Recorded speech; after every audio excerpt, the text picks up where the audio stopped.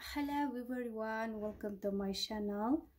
Барлықтарыңызға сәлем. Менің каналыма қош келдіңіздер. Бүгін мен сіздерге ағылшын тіліндегі әріптердің түсіндірілу сабағының 3-ші сабағын өтіп жатырмын. Егер де 1-ші, 2-ші сабақты көрмеген болсаңыздар, міндетті түрде қарап шығыңыздар. Себебі сонда барлығы сіздерге түсінікті болады. Бүгін сіздерге негізгі әріп тіркестерінің оқылуы, яғни дауыссыз әріптерінің оқылу тіркесін сіздерге түсіндіретін боламын. Ол дегеніміз, екі дауыссыз, немесе 3 дауыссыз әріптер бірлескен кезде қандай дыбыс беретінін сіздерге түсіндіретін боламын. Ендеше қараңыздар, S әрпі, H әрпі бірлескен кезде Ш әрпін береді. Мысалы оқимыз. She. C әрпі мен H әрпі бірлескен кезде Ч болады. Ч. Inch. T, C, H әрпі бірлескен кезде Ч болады. Ч. Match. W әрпі мен H әрпі бірлескен кезде H әрпі оқылмайды, тек W әрпі U болып оқылады. When. T мен H әрпі бірлескен кезде S және Z әріптері шығады. Яғни сақау болған араб тіліндегі әріптерге ұқсас, сақау түрде S және Z әріптерін шығарамыз. Төз. Z. N әрпі мен G әрпі бірлескен кезде G әрпі оқылмай қалады, және де N әрпі ыңға айналып кетеді. Қазақтың ың деген дыбысына ұқсайды. Sing. N әрпі мен K әрпі бірлескен кезде K әрпінің алдындағы N әрпі ыңға айналады, бірақ K әрпі түсіп қалмайды. Толық оқылады. Tank. W әрпі мен R, яғни R әрпі бірлескен кезде, яғни W әрпі оқылмай түсіп қалады. Мысалға, right. Мен оқыған кезде right деп жазылып тұр, бірақ оқымаймыз. Right деп оқимыз. Right. K әрпі мен N әрпі бірлескен жағдайда, K әрпі мен N әрпі бірлескен жағдайда, K әрпі түсіп қалады, N ғана оқылады. No.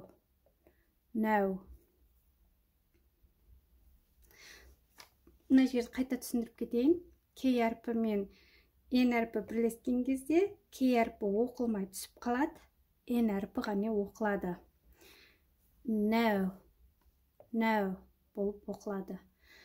Енді сіздерге дауысты әріптердің бірлесуі болған кезде қалай оқылатынын түсіндіремін. Бұл жерде негізгі әріп тіркестердің оқылуы, яғни бұл дауысты әріптер. Екі дауысты әріп бірлескен кезде қалай оқылады, соны түсіндіретін болам. Мына жерде екі I әрпі бірлескен кезде, I болып оқылады. Мысалға, си. Екі О әрпі бірлескен кезде U болады. Сөздің соңында U болып созылыңқы оқылады. Зө. Екі О әрпі бірлескен кезде сөздің ортасында келсе, яғни сөздің ортасында келсе, онда U болады. Онда созбаймыз. U. Book. Және де O әрпі менен Y әрпі келсе, онда ой болады. Boy. O әрпі мен I әрпі келсе, онда ой болады. Oil. I әрпі мен I әрпі бірге келетін болса, I созамыз. I. Ceiling. Оқимыз. Ceiling. I әрпі мен I әрпі бірге келген кезде I кішкене созамыз. Niece. nice. Осылай оқылады. Енді сіздерге уәде еткендей алдындағы сабақта си әрпінің кей кезде к, кей кезде с, міне жерде с мен оқып тұр, с болатынын сіздерге түсіндірем деп айтқан болатымын. Яғни қазір сол әріпті сіздерге түсіндіріп кетейін.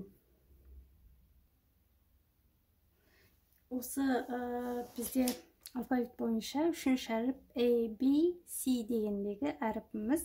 Бұл кей кезде с болып, кей кезде к болып оқылады деп айтқан өткенде.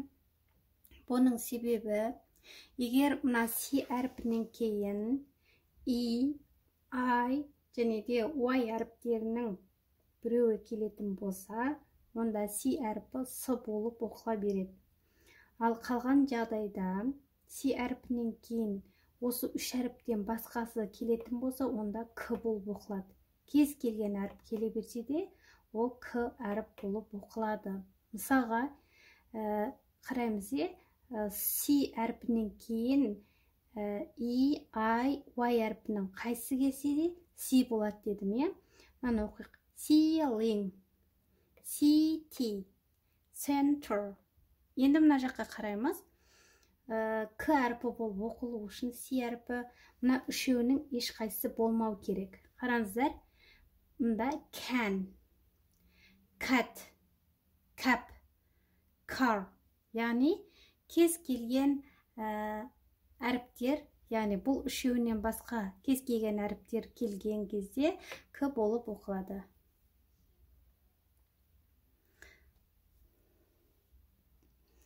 Келесі біздің әріптеріміз ол жұрнақтар. Кейбір жұрнақтарды жалғаған кезде шығаратын дыбыстар. Мысалға, көбінде ing деген жұрнақ жалғанады. Яғни, мысалға, sing, ing болып оқылады бұл жерде. Sing, ing. Екінші, шін деген осындай жалғау жалғанады. Қосымша жалғанады, сол кезде біз оқимыз revolution, revolution. Міне жерде осындай қосымша жалғанған кезде, осындай төрт әріптен құралған, онда nature, nature. Осындай жалғауларда көп жалғанады сөздерге. Жұрнақтар, қосымшалар, сол кезде біз оқимыз station, station.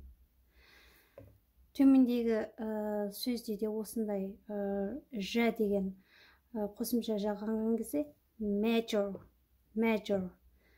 Яғни бұларды оқыған кезде мынау ин деген қосымша, мынау шін, чын, чә, мынау шін, мынау ж деген қосымшалар. Яғни sing, ing, revolution, nature, session, session, major. Оқыған кезде осылай оқитын боламыз. Осымен менің сабағым аяқталды. Соңына дейін көргендеріңізге көп рахмет. Енді менің келесі сабағым, яғни ағылшын тіліндегі дыбыстар. 40-тан астам дыбыс бар деп айттым. Сол дыбыстарға бір мысал келтіріп, сол дыбыстарды түсіндіретін боламын. Ендеше келесі сабақтың сілтемесін төменге қалдырамын. Міндетті түрде каналыма жазылып кетіңіз. Соңына дейін көргендеріңізге рахмет. Сау болыңыз.